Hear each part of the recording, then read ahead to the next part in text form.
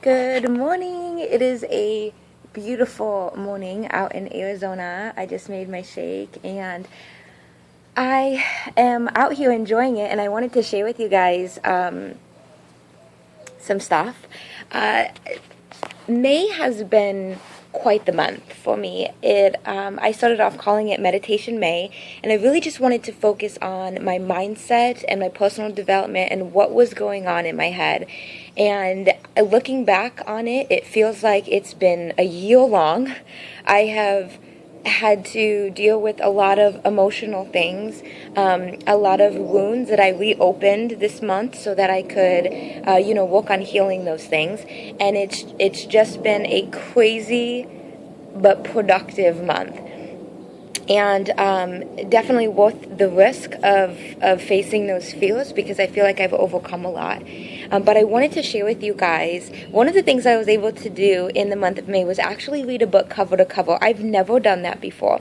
I actually learned this month that I really do enjoy to be by myself, and I enjoy to read and to kind of be in my own head and think about things.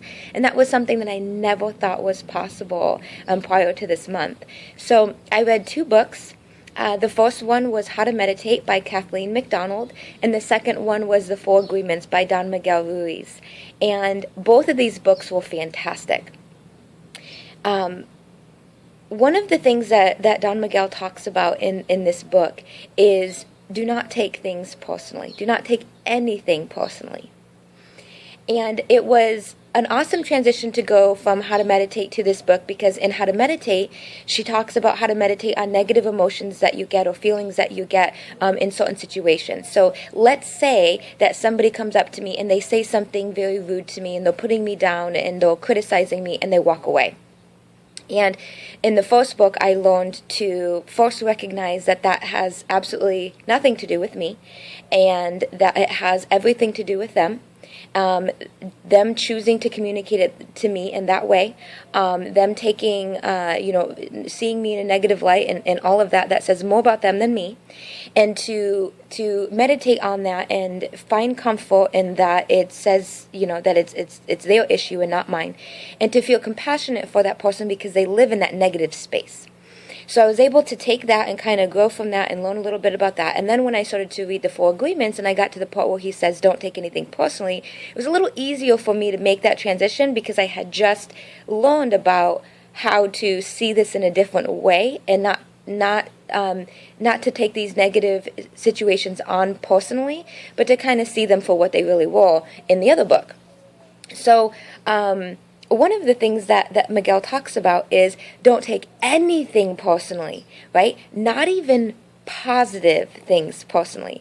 And that was really hard for me to swallow, because if somebody comes up to me and they say, you're worthless, Sarah, you're scum, I hate you, blah, blah, blah, and they leave, right? It's very easy for me to say, that's a reflection of what you're going through. That's not a true reflection of me.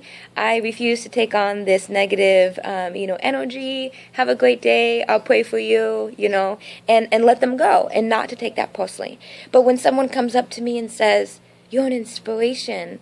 I love you. You're just so beautiful, and I look up to you.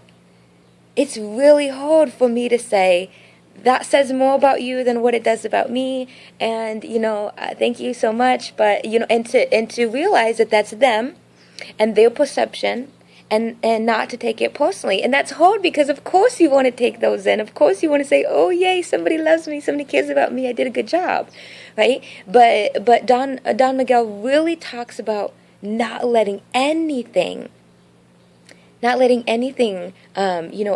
you and for you to take it personally. So, I had an experience last night that really drove this home for me, and I'm so happy that I had this experience, because I couldn't fully grasp what he was saying until this happened. Well, out last night, me and my girlfriends, we haven't been out in God only knows how long. I was so awkward, I didn't even know what to do, right? The night was over by midnight because we were all tired and wanted to go to bed. Wake up and drink our shakes, right?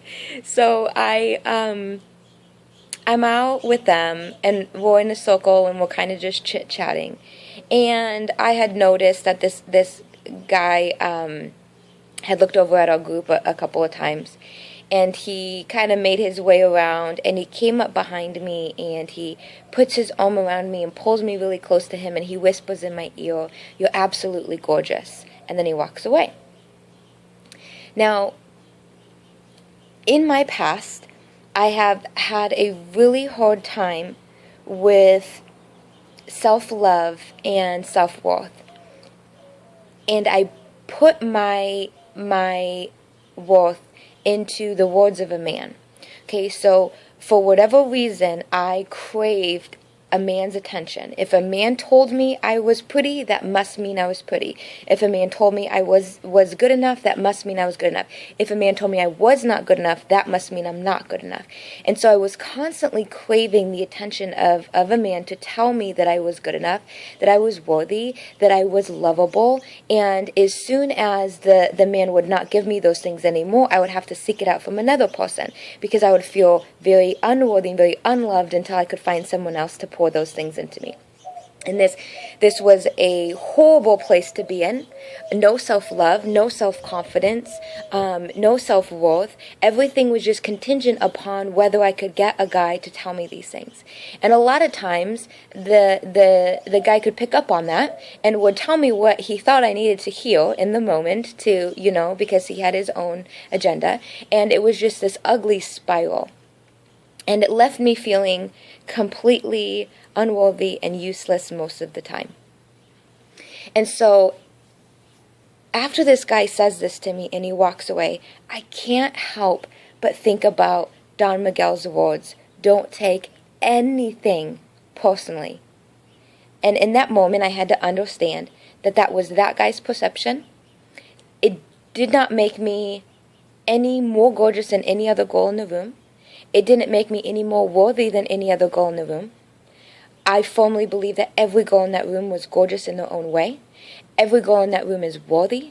Every girl in that room has the ability to be a powerful, influential person. And it didn't matter what that guy thought or what his words were. And I kept pondering about this and thinking about this, because there was still that part of me that wanted so badly to feed into his words and feel pretty in that moment.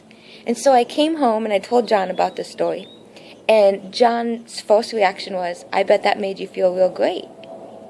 And I was like, but it didn't. And I just kept thinking about Don Miguel's words. And I went to bed last night thinking about it. I woke up this morning thinking about it.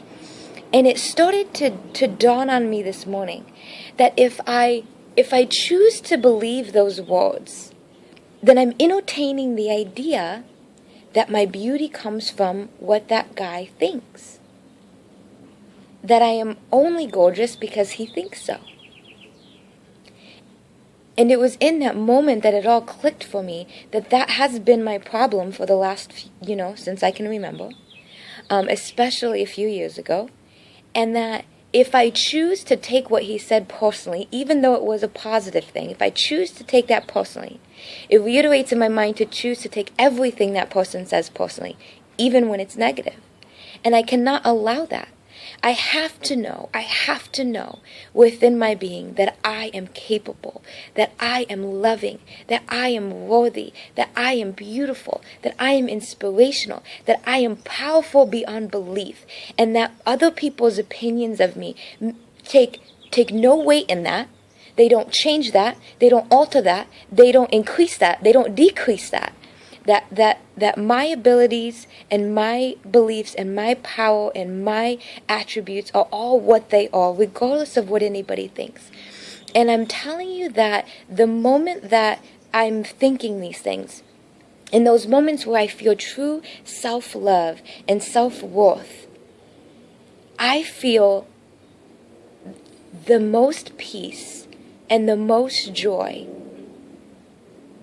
And it feels so much better, beyond words sometimes.